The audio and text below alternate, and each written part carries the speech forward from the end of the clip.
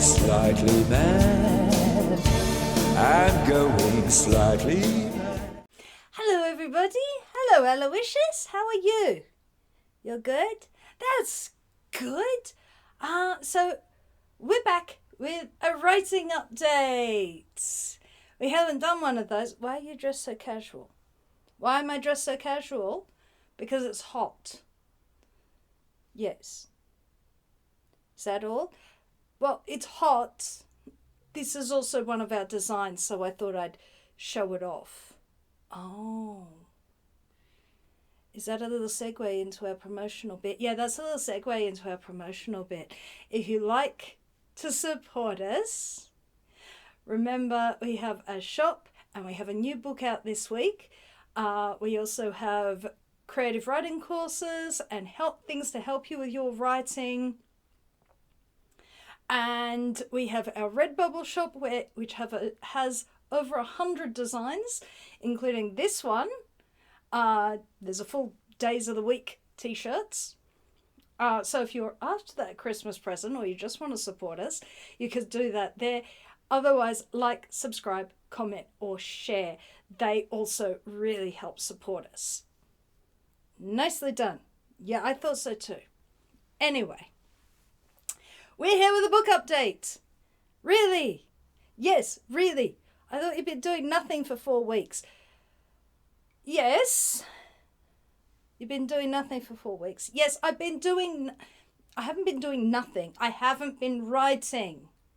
But I got up this morning for the first time in 4 weeks because I've been really busy getting the book out, Language Slips by Christopher Conrad.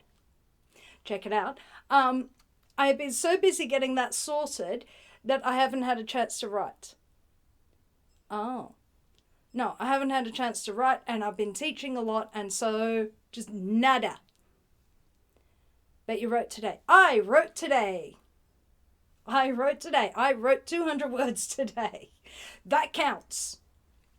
So anyway, I wanted to come on here and talk because there aren't that many videos left before the end of the year that her ladyship hasn't taken.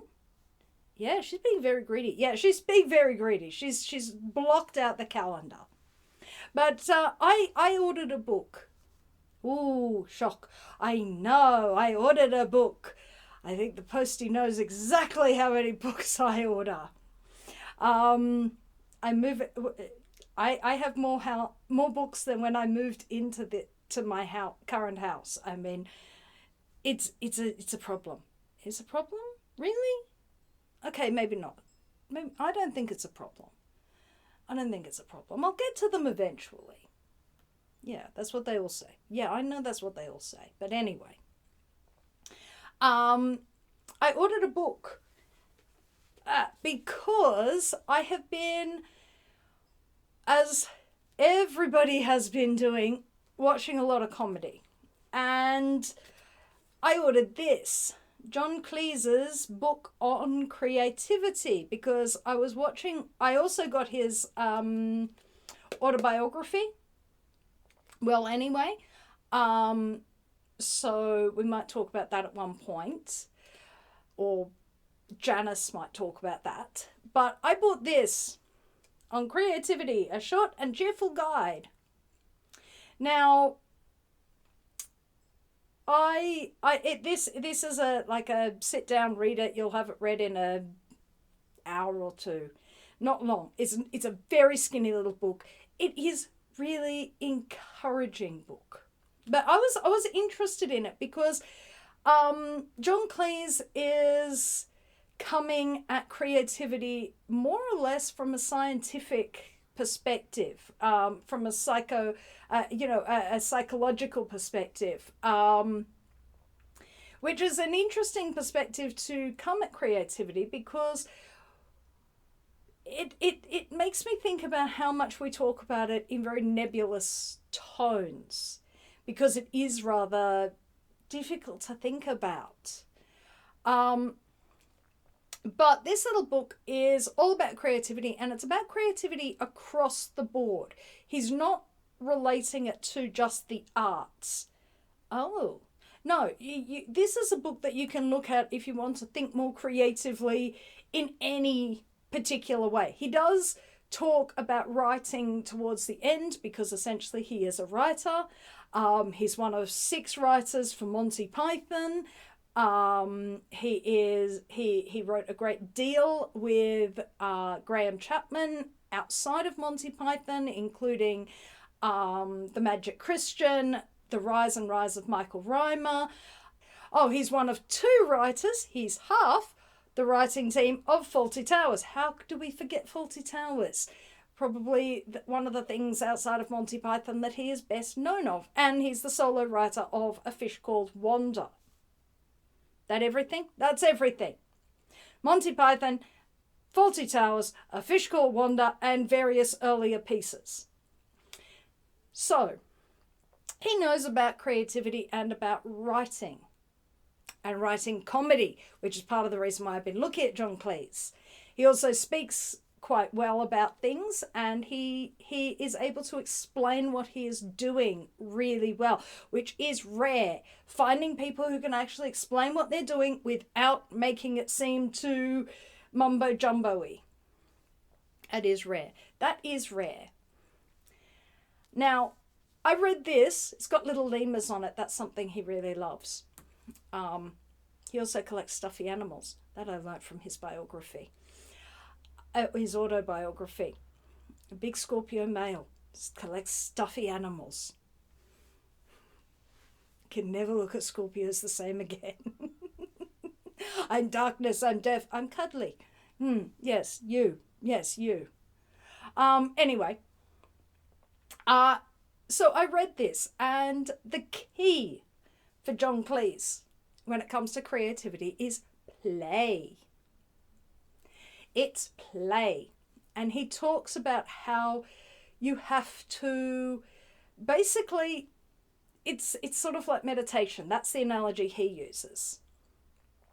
And that one thing that he talks about that I hadn't actually thought of, and I talked about this in my very first video in this series. I hadn't actually thought of it in relation to creativity as an ongoing thing. But when I read this, it actually was useful because it clarified a lot of my own processes.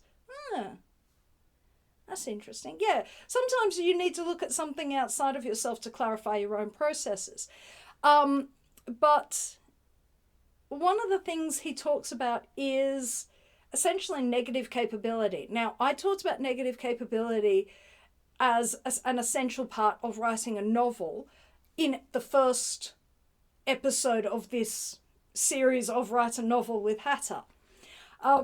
And he talks about negative capability as an ongoing component, that an important component of creativity is an ability to sit with discomfort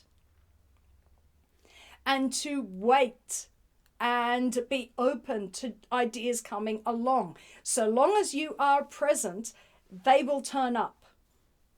That's interesting. Yes, it's also encouraging.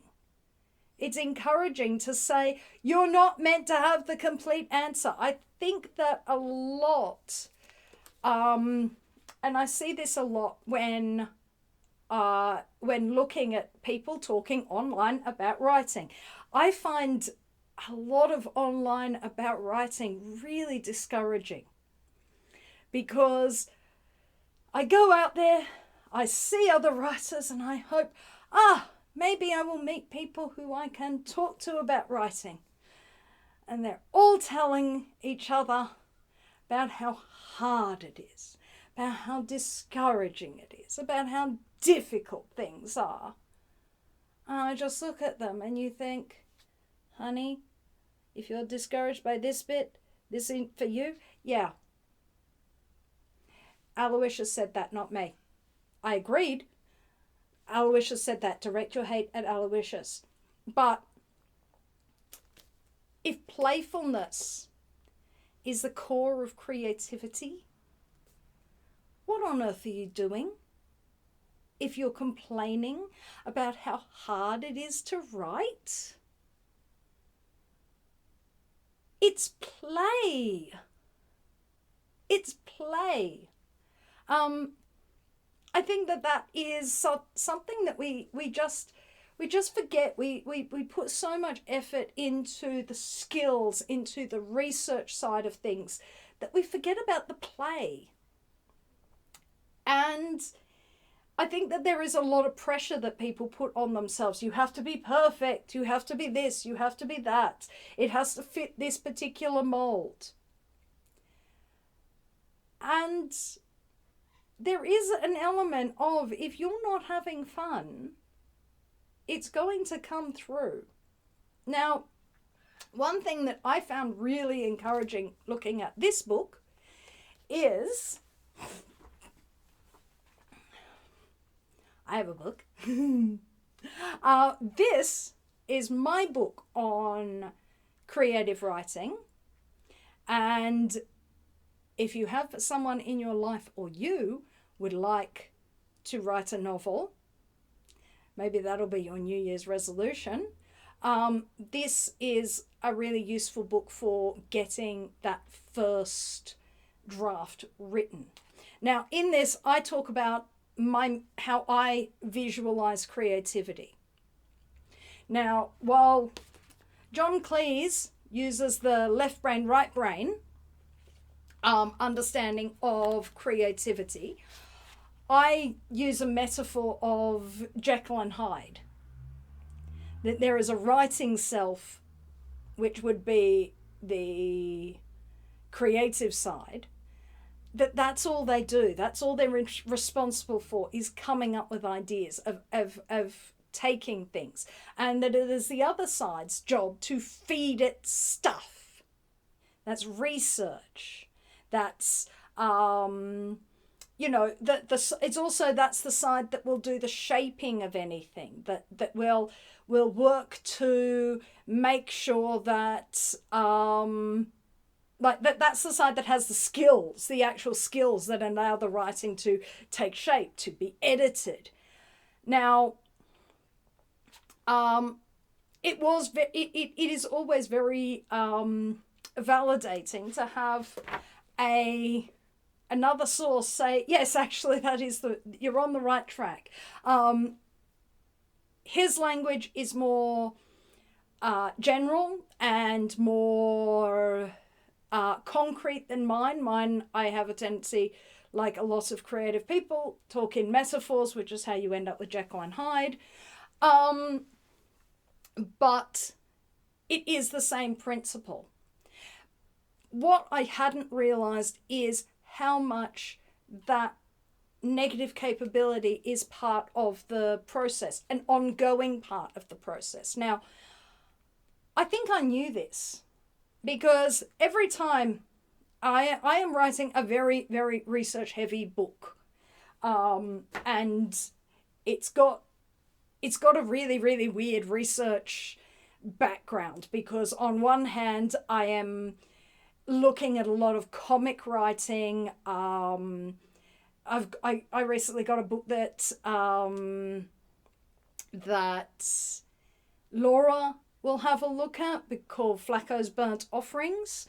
I wish I could have got the other one, Dirt Music by Paul Livingston, but it is almost, there aren't copies. I used to have one, and it's gone, and I don't think I'll ever get it back. But I've been collecting books about comedy, and I've been collecting comic things. So Women in the Background, the Barry Humphries one. I've got Clive James. I've got John Clark. I've got a lot of pretty heavyweight comedians. You've got an awful lot of Peter Cook. And I have an awful lot of Peter Cook. I have found everything that is possible to scrounge out of the ether, out of eBay, of Peter Cook. Including Dharug and Clive. Yes, including Dharug and Clive. Filth as it might be, it still is instructive in comedy, because it's filthy, but it is funny. Yes. Yes.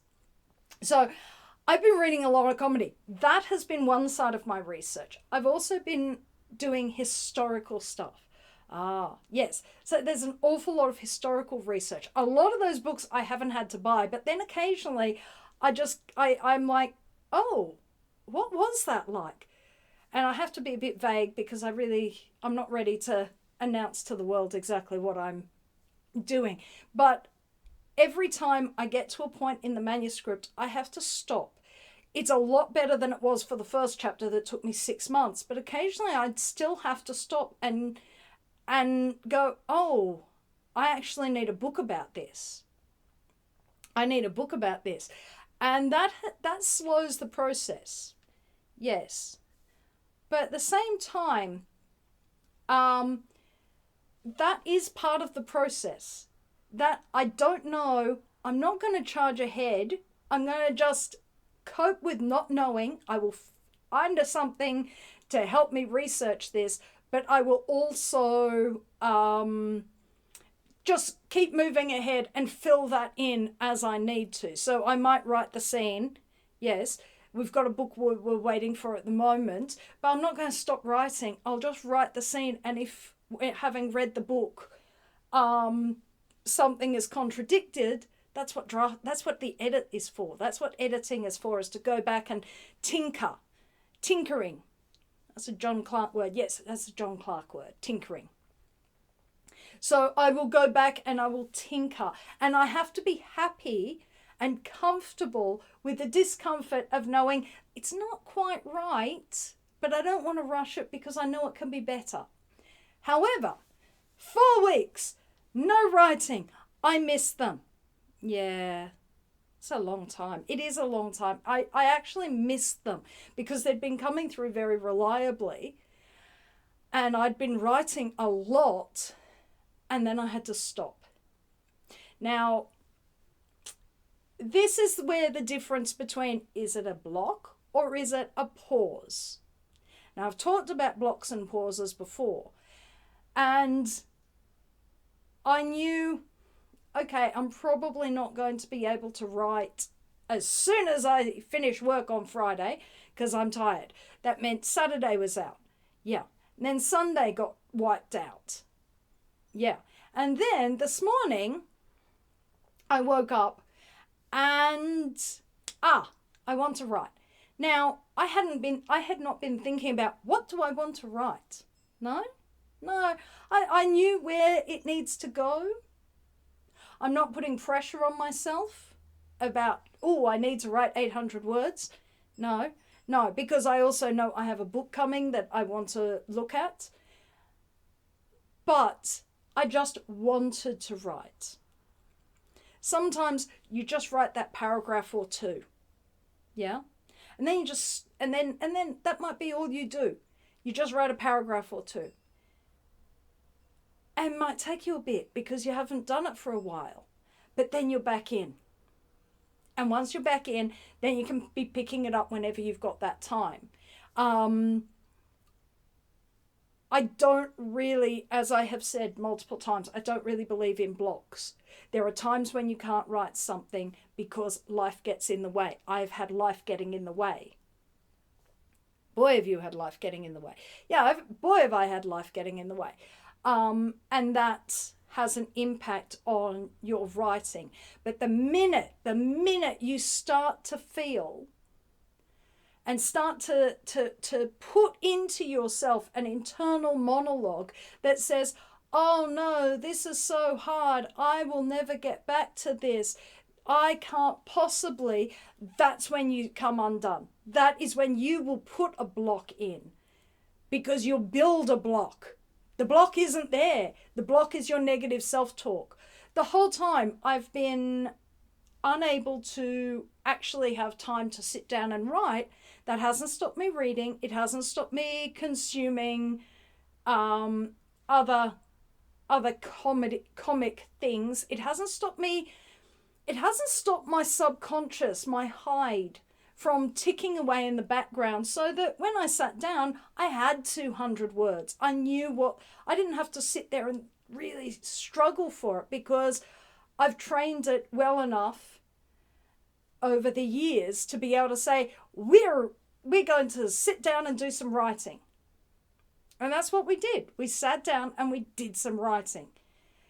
And I think that is something that a lot of writers that we see, that we would like to form more relationship with, are not doing, which is sad, because this is supposed to be the fun bit. This is when I get to wear the writer hat, not the publisher hat. That's when I have to be a meanie and say things like, oh no, we need to do this and we need to do that and you need to do this. The writing side of things is the fun bit. Yes. Yes, it is. It is the fun bit. And I really would like to encourage people to think of it as the fun bit, to remember it is about playing. As they say about music, remember you play music. You're supposed to have fun. Well, you play at writing. You're supposed to have fun. You're supposed to enjoy this. It's not something you slog out. If you're slogging it out, then maybe you're doing it wrong. I hate to say it. Maybe you're not doing it quite the best possible way. Maybe you need to think about your motivations, because if all you're motivated by is money and adulation and audience, then they mightn't be enough to get you through the sitting down and writing. Yes. Yeah. The sitting down and writing is the fun part. That's the part you enjoy.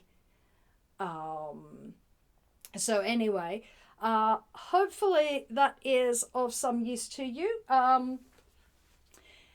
Every word of this sounds like John Cleese. You open it up and you read it and it sounds like John Cleese. So have a look, get it.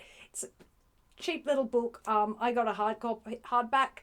There is a paperback, which is even cheaper. I got it secondhand on eBay. It's in print, it's available, it's well worth it. And if you really, really want to write that novel in 2026, this will help. This will help. So, shameless plug. Yes, it was a shameless plug. It's what we have to do at this time of year. So anyway, that's all for this writing update. Hopefully we'll have a bit more next time. But I won't be seeing you again until 2026. So have a good Christmas or whatever you celebrate, and have a safe and happy new year. And we will see you, we will see you in 2026. Bye-bye. Der Wolkenfinger, ich bin ja Jesus, Bye-bye. If you would like to support this channel, come across to the Black Cockie Press website, www.blackcockiepress.com.au, where you will find books and other writing services to help with your writing.